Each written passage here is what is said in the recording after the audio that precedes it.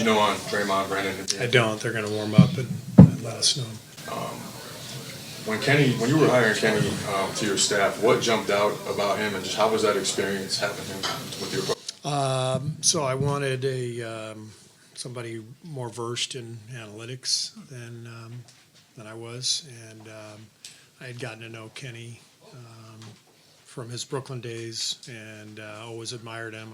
He was really strong with player development, and so those were two areas I really wanted to improve in. And he was the perfect hire. He was fantastic. Came in and helped us win a championship, and became a great friend and confidant on the road. And so I'm thrilled for him. I mean, what a great opportunity, and he's obviously crushing it here. So I'm really happy for him. What jumps out about the way this team has played under Kenny so far? I mean, it's a two-way team, and they've been together for a few years, so continuity was already there. The talent, and obviously, they were pretty damn good last year.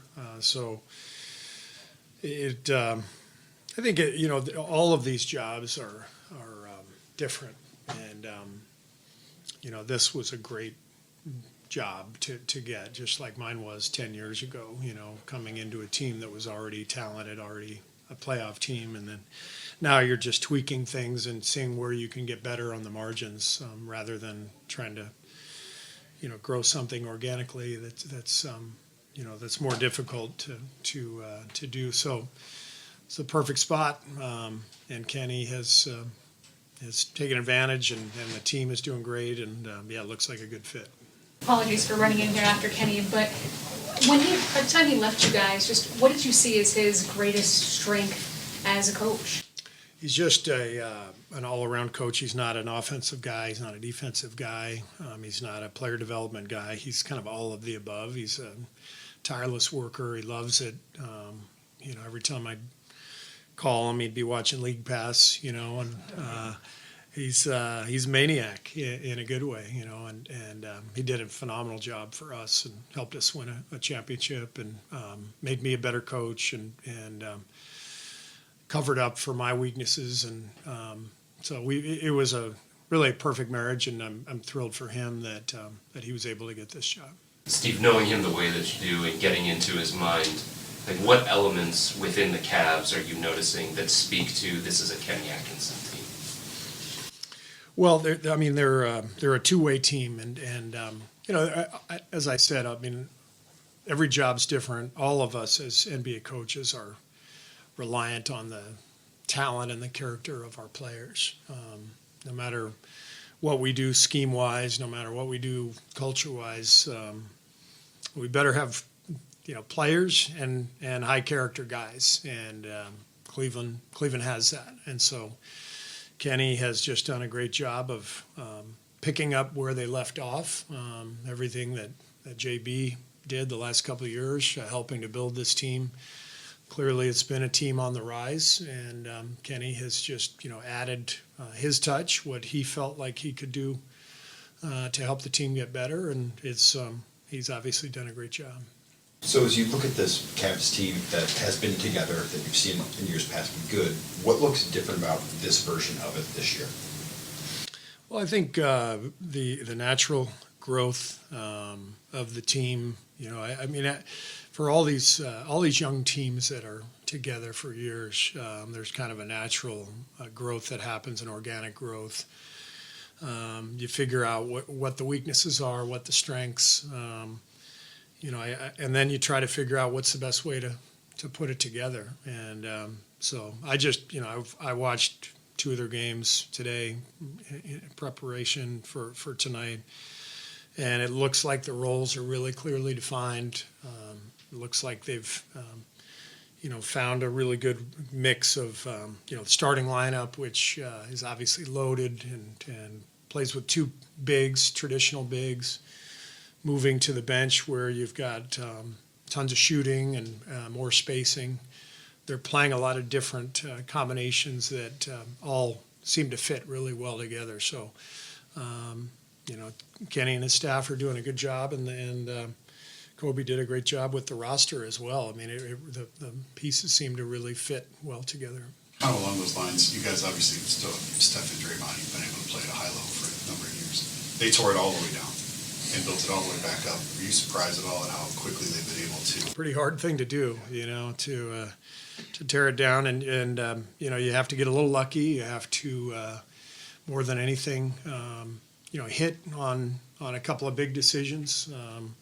They've hit on several. They hit on Garland. They hit on the Mitchell trade, and they clearly were prepared for that when it came around. And that's one part of being a really strong organization is when you're on the rise is putting yourself in a position to pounce even before you know what that's going to be. And they did that. Obviously, Mobley, the Allen trade, it's all in there. And like I said, you got to have good players. You got to have high character guys. And it seems like Cleveland's done all of that. For you personally, Mike Brown has raved time and again about how much he learned from being with you and about you can relax sometimes. You don't have to take everything so seriously. Kenny was saying sort of the same thing, the way you can handle a roster. Do you take any pride in, these are long-time NBA coaches, and yet they're coming to you and they're learning so much more. I know you're going to laugh if I call you a coaching whisperer, but your ability to get more out of guys, even at the coaching level, does that mean anything to you? It's flattering. I don't know how true it is in terms of just. I think the way I look at it is everything is circumstantial. We've had an incredible run here because of Steph and Draymond and Clay and Andre Iguodala and the organization. We've had an amazing run. So I've been able to attract really high level assistant coaches to come here. And I've learned from them. I learned so much from Mike and from Kenny. And that's kind of what you want in a coaching environment. You want, as a head coach, you want people who are going to compliment you, maybe cover up for your own weaknesses, add to the staff in different ways. And then in the end, you want everybody to kind of learn from each other, and it becomes a collaboration, and it clicks. So that's happened here, but if we didn't have Steph and Draymond, none of that would happen. So, you try to create the best atmosphere and environment, and collaborate with your team and hope that it works. And if you have really good people, smart people, then a lot of good things can happen. But you have to have the awareness that it's the NBA. We could all get fired any day, and so you don't sit down and think too much about any of that stuff. You just try to put together a good group and go from there. What did you learn from Kenny? I learned a lot about analytics. I really wasn't well versed in analytics, and he was always very analytically driven. And when we would talk before he came to us, I was always struck by how he viewed analytics and the marriage between analytics and film and on-court performance. And so what he really did with us was he helped marry our analytics department with our coaching staff, and helped me to understand the things that I needed to be looking at versus some of the things that I could also be fooled by. And then as we would go through the season, we'd figure out some of those things together in staff meetings, and we'd look at everything. But he really gave me a different way of sort of viewing the process.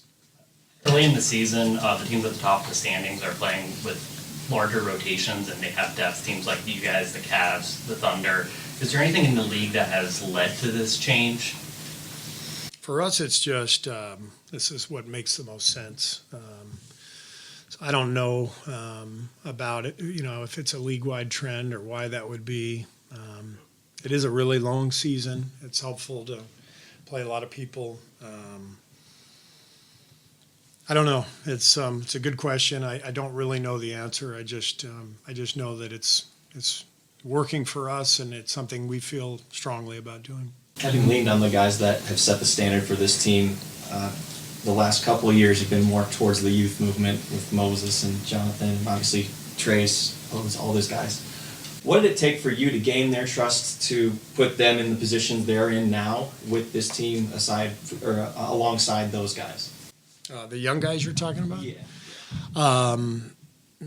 You know, it's just a matter of growth and improvement each year, and you know, proving that you can do it. You know, during key moments, and it takes time. That stuff isn't easy. You know, and every player's different. Every player has a different experience coming in, and different feel, different skill sets, all that stuff. So it has to fit within the team too. So I would argue that Moses probably could have earned more minutes the last couple of years if we didn't have the roster that we did. So it hasn't always been easy for him, but we've always viewed him as a really mature young guy who could help our team. And this year he's started out great, and we're loaded again. We've got tons of guys, so I haven't been able to play them, even as much as I would like. But those circumstances always dictate, how much guys play.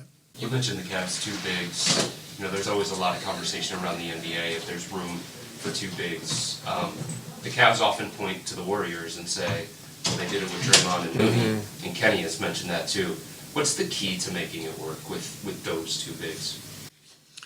Well, number one, it's going to be better defensively if the two bigs are really good, and that's always been the case for us with Draymond and Loon. It's clearly the case for Cleveland with those two guys.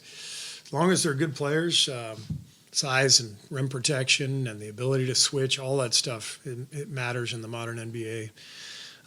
So then it has to work at the other end, and so.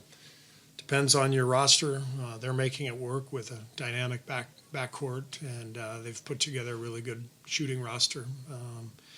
So you have to be able to occupy their defenders. A lot of times if you have two bigs who aren't traditional three-point shooters, and people are going to sit in the paint. So how do you occupy those defenders? And Kenny's done a good job of doing that, running the stuff that they're running. With regards to Steph, his assists are up, minutes are down. His floor game, just more playmaking, is that just product of structure, scheme? Is that intent by him to get other guys involved? Is that intent to just kind of manage his workload? How would you? It's all Steph. It's we didn't come into the season planning on playing Steph 28 minutes a game, and I'm sure that number will go up as we go. And we didn't say, hey, we want you to, be a manager, a game manager. He's just reading the game, and we're really intent on cutting our turnovers back, and he knows that's a big part of his job. So he's done a really good job of that, and otherwise just reading the game.